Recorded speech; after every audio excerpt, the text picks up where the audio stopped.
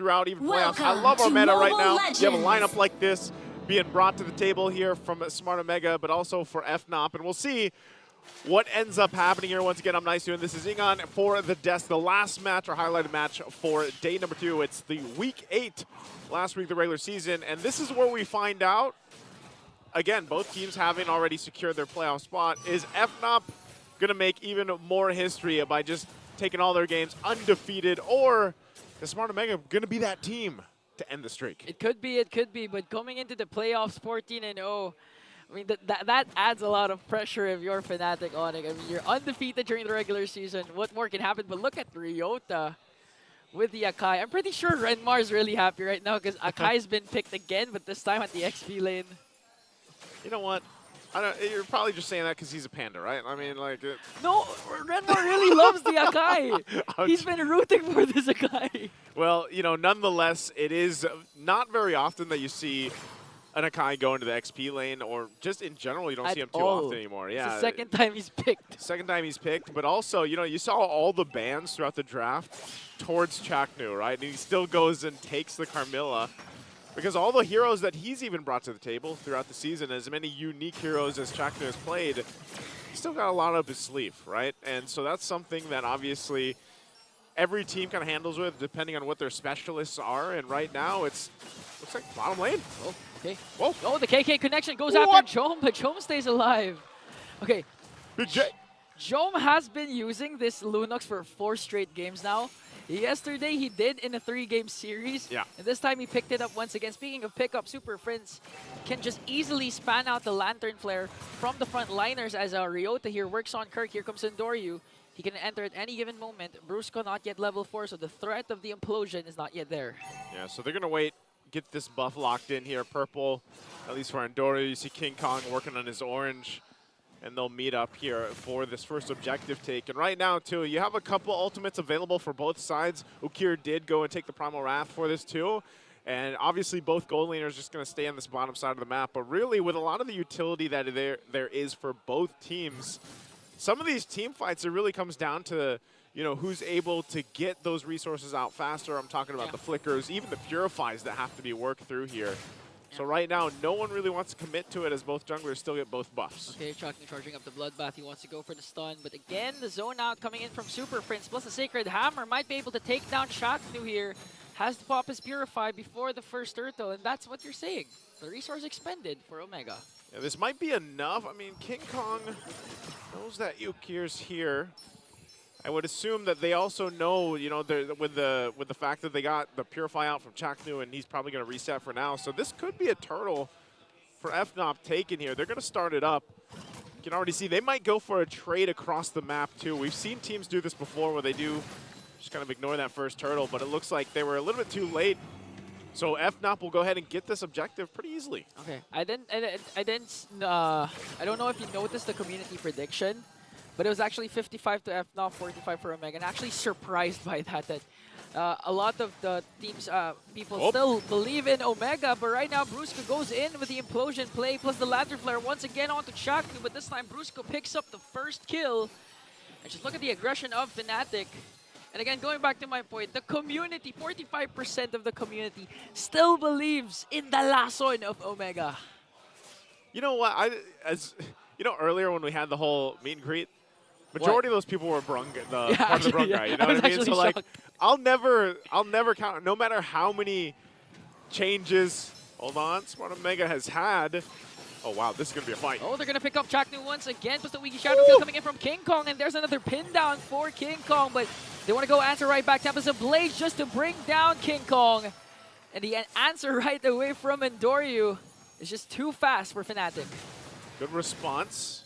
Ryota's here around the corner, has Kirk and Super Prince there.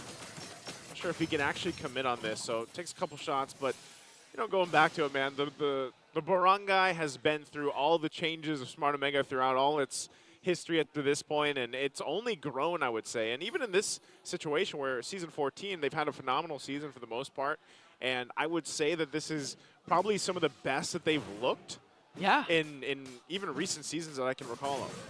Right now, I believe they're at currently third or tied for third along with Aurora and a TLPH. We have to check that out later on, but Fnatic Onic is really working on the gold lane as Brusco, making sure to aid out Kelra. And again, 10 seconds, the turtle will spawn. A while ago, Fnatic Onic was able to get it uncontested. Omega wanted to go for a trade down bottom, but Kelra just really playing it safe. Oh, this one, this is going to be the fight they go for. You can already see it too. They go in, flicker. Oh, Kirk goes in with the flicker. Spear of Destruction is going to connect. We're just going to wait for Kelra if he's going to cast him once again, and he did as well. Now he's in the picture as they bring down Ook here. Kirk gonna pop his Primal Wrath just to make sure they're gonna burst down this turtle already, and Ryota has to pop the heavy spin because just the spamming of the Lantern Flare is just too much for the Barangay. Yeah, so that's enough. They are gonna trade though. Jome decides to go ahead and push that, gets that tier 1 down to the bottom side, so he'll go ahead and focus on the next, but they've got to kind of stop the bleeding here. FNOP. Okay, Chaknu goes in from the back line. Again, the Lantern Flare. Just the Lantern Flare alone has popped a lot of purifies for Fnatic Onic, so Super Friends has been doing a good job. Just look at the cooldown. Chaknu popped his, Ukir popped his, Ryota even forced his a heavy spin just to evade the Lantern Flare. So Super Friends, this how do you say it again? Jushin? Zusin? I say Jushin. Okay, I'll just say Jushin also. Jushin. Jushin pick is phenomenal for Fnatic. I don't know if it's Jushin or Jushin. It's one of the two. I remember back in when MSC was going on, I everyone was like, Jushin. Miracle was correct. Juicin? No, he was having fun with it. Okay, I'll just say Juicin.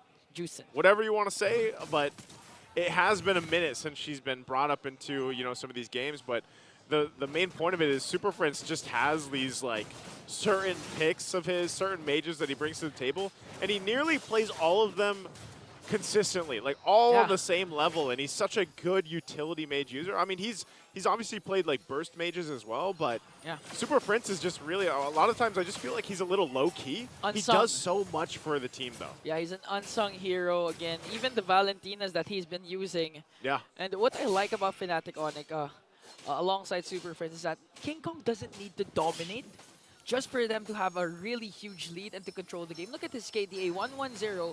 Although he was able to get the 2 neutral objectives, still, it's not as a dominant start as compared to his previous games, but Fnatic Onic still on the driver's seat. Super Friends just doing a good job zoning out Chaknu and Ryota as they try to contest for the purple buff, and it looks like they got it. They got it? They got King Kong? Yeah, I believe they took the buff because Andorius still has his Retribution, so yeah, and he has no purple. And that's the thing, when FNOP, there's a whole reason why they're undefeated. The level of play that they've brought throughout this season in terms of even down to, their micro decisions and some of these skirmishes and everything else. But then you look at what they do on a macro level. Yeah. And even when it comes to the drafting, right? Fnatic Onic, as they get this next turtle here, like they are a team that has those unorthodox drafts up their sleeve, especially there with Coach Wynai and everything. So the way they play into this, it's why they're so strong in the season. Same goes with Omega again.